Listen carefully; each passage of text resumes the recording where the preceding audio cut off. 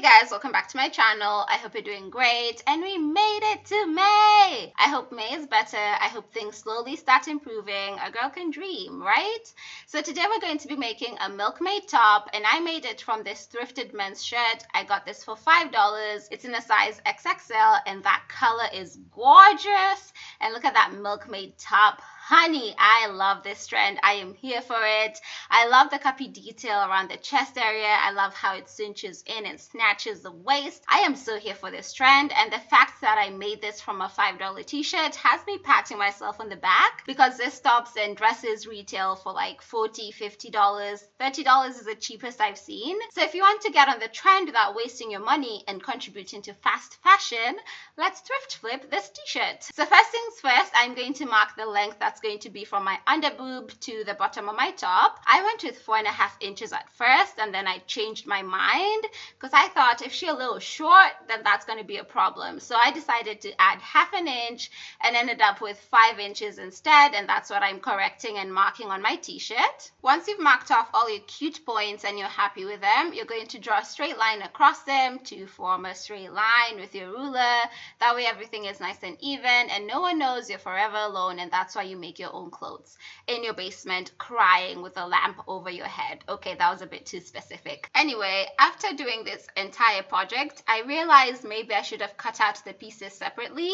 So for the back piece and the front piece, cut them out separately and make the back piece 2 inches longer than your front piece, and you'll see why when we get to later in this tutorial. So now I measured the length of my boob. I wanted this to cover my boobs sufficiently and cup them and keep them warm and nice. Okay, this is going in a different direction, but I got 6.5 inches and I'm marking out 7.5 inches instead because you want to have a seam allowance. That way this is not weirdly dangling halfway through your boobs and it looks weird. So add 1 inch of seam allowance to whatever length you get. That way the length is sufficient for the chesticle area, and I'm just going to cut that piece off as well, and you basically have the pieces for your top. So now sit with me, this is going to make sense. I'm just marking 1 inch from each edge, and this is to make tabs that will make attaching the back piece easier. If you do not make these tabs, girl, you're going to be crying in your room wondering who you did wrong in your life, okay? And then you're going to go 2 inches up from those side tabs and then 2 inches from the edge. So you have 2 inches from the top, 1 inch from the bottom, but you're creating a tab as you can see me do. I'm going to leave a diagram after this just for you to screenshot it in case you're a bit confused. So I'm just creating those tabs and then joining the 2 inch mark point to the 2 inch mark point at the top. That is very complex, I know, but it'll make sense. So there's your diagram in case you want to screenshot it so that things make sense, do so.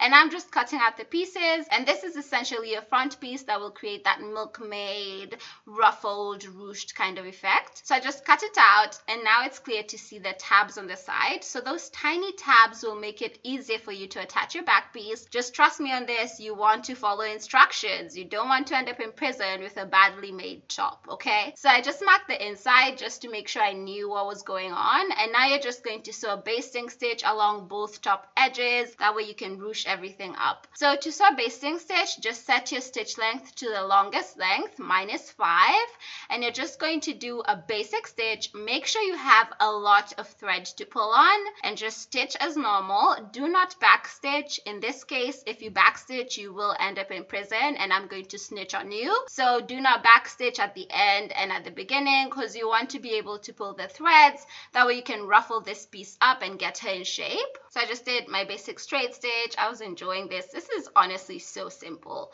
And when you finish your sewing, make sure you really pull on the threads and get a lot of threads. So I repeated this along the other top edge, and as you can see, we have 2 top edges that are basted. So now I'm just going to measure the length of a romper top. You can take a spaghetti top or a top you like and just measure how wide the chest area is. Mine came to 9.25 inches, but I rounded it off to 9.5 just to make my work easier. And I'm just ruching this by just pulling on the top thread and ruffling everything up. So in my experience of ruffling, and trust me, I have 1,000 years of experience, you just want to pull on one thread. Do not bother the other thread. Just pull on one thread, stick to her, commit to her, and you will get results. So just pull and ruche until you have the desired length. So I'm just measuring to see if I've gotten my 9.5 inches, and I had. So I was happy, and you're going to to repeat this with the other edge as well. It is advisable for you to tie off the strings, that way the ruffling doesn't move around and you have a longer length than intended.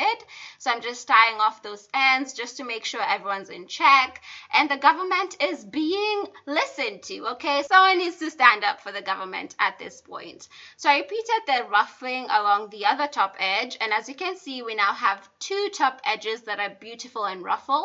And now we're going to cut out our string bit just so that we have spaghetti straps for our top. I measured mine to be 1 inch thick. You can make this thicker or thinner, it's all up to you. And I'm just drawing a straight line across those 1 inch points just to make sure everything is nice and even. And then I'm just going to cut out the 1 inch strip. Remember, I'm going to be getting 2 strips from this because the shirt is circular, so it goes around in a circle. So now you have a crop top, so enjoy your new crop top. You're welcome. You didn't think you were making 2 tops in this video, did you? I surprised you. So I just separated those 2 pieces to make sure I had 2 straps, and I'm just really pulling and tugging on her, making sure I'm making her understand the world is cruel and she's going to be stretched to her limits. So I really stretched the straps just to make sure they were in shape, and once I was satisfied with them, I'm going to sneak them into my top. So the top right now is the right side's kissing, so the wrong sides are outside, and you're going to sandwich your strap in between the right sides just to get the whole shebang of a beautiful top when you turn this the right way out. So just do as I'm doing, do as I do as I say, and you will be fine. And I'm just making sure everything is nice and matchy, and as you can see, the top edge fits perfectly. I then pinned the rest of the top, the sides that is. I didn't pin the bottom because you need it to be open, that way you can flip your top the right way out. Once I was satisfied with my pinning, it's now time to sew a zigzag stitch all around the pinned edge, that way you have a nice and fabulous top. So moving on to the sewing machine, always backstitch when you start and end your sewing. It is in the Bible, the commandments command it, okay? And once you've backstitched, just do your zigzag stitch all along the edge. I chose to do a continuous stitch, and I think this is advisable, that way you have a clean, continuous rhythm that's not disrupted going on. So when you get to the corners, just lift your presser foot, turn the fabric around, wiggle her, introduce her to the family, make her feel welcome, and then put your presser foot down and continue sewing. Along the ruffles, I would advise that you slightly pull on them so that they're not too clustered in one place, but do not really stretch this because you don't want it to have that wobbly effect that the zigzag stitch creates when you stretch fabric. So as you saw, when I got to a presser foot, I just lifted her out of the way, turned my fabric, put her down, and continued sewing. So just going to do this all around the pinned edge, and this is really easy to do. I promise you, you are on your way to a beautiful top. Just hang in there. You are actually almost done. So I just did my zigzag stitch, made sure to backstitch at the end. Even if you guys don't believe me, I follow the law and I love it. So once I've done my zigzag stitch all around, that's what she looks like. I'm giving you receipts. And now I'm just turning her the right way out. That way we have a nice and beautiful top. So you're going to want to wiggle her a bit, just make her familiar with the territory. She is new here. We need to make her feel welcome, so you'll need to finesse this. And for the side tabs, now that we didn't sew that up, it was already sewn, if you remember, we need to turn them the right way out as well. And now you can clearly see the tab effect. So now along the bottom, we're going to do a basting stitch because we need to gather this as well. And I did that off camera, just same thing I did for the top. And now we're going to measure exactly how wide we need our top to be. So I needed 11.5 inches. And once I had that in mind, it was time to ruffle things up and disturb the piece. So I'm just pulling on the top thread. Remember, the bottom thread is not your business. Leave her alone. Let her take care of her family. You take care of yours, fam, okay? So I'm just pulling on the top thread and really ruching that fabric. That way I can have that nice and ruched effect under my boob as well. So just pull on the top thread, and once you think you have a sufficient length, just measure her. And honestly, this did take a lot of tries. I know on camera you think I'm getting it right off the bat, but it did take a few finessing shots. So don't worry, it might take some time, but it will be so worth it. So I'm just tying off the threads at the end and cutting off the excess. That way the ruffle doesn't move around and my ruffle piece doesn't turn out bigger than I need it to be.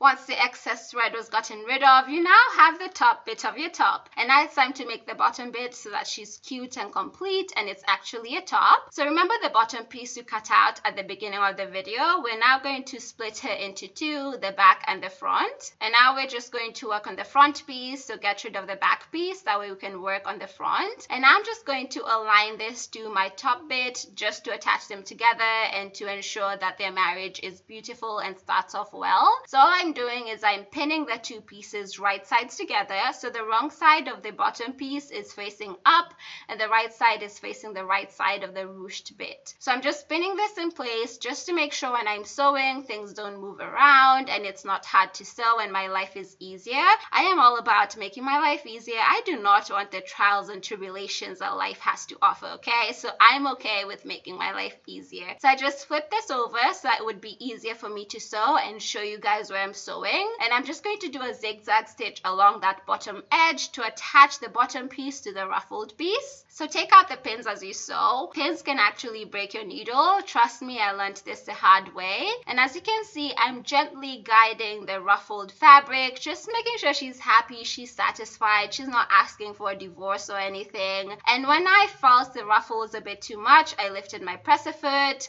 wiggled the fabric around, put her back down, and continued sewing. So once I'd sewn my zigzag stitch, there she is. She is a beauty and we are here for her. And now the bottom piece is attached to the ruched piece. So once you flip this the right way out, look at that. The top is coming together and she is fabulous. So now we're just going to cut off the excess bits of fabric from the side. We do not need her. Her contract is over, girl, and she needs to go. So I just drew a straight line down that tapered a bit. That way this would cinch in my waist and make me look snatched that I usually am. So I got rid of all the excess fabric and then I measured this piece just to see how much more I would need. So it came to 14.25 inches and I'm just measuring my waist to know what I'm working with.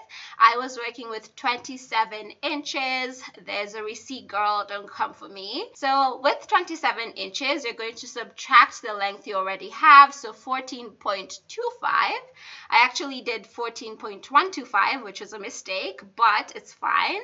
And then you're just going to subtract 2 from that because you want this to be tight. So t-shirt material does stretch a bit, so give yourself an allowance of maybe an inch or 2 and subtract that from your measurement. I actually ended up using 10 because it was just easier for me, but just do whatever works for you. And as you saw, I just marked off 10 inches and I'm cutting off the excess bit of fabric. Once the excess bit was off, it's now time to hem the top piece, and this is why I recommend making the back piece 2 inches longer. That just gives you more room to hem it and attach it to the front piece, which is just much easier to work with. But it's okay, mine still worked, but in case you want your top to be really perfect, just listen to that. So all I'm doing is I'm folding in the fabric once and pinning it in place, and I'm just going to sew a zigzag stitch to put her down for good, make her respect me like she should have been doing from the very start. And now it's time to attach this back piece to your front piece, and as you can see, if your back piece is longer, it accommodates for that tab bit, which makes the front longer than the back, if that makes sense. I really hope I'm making sense.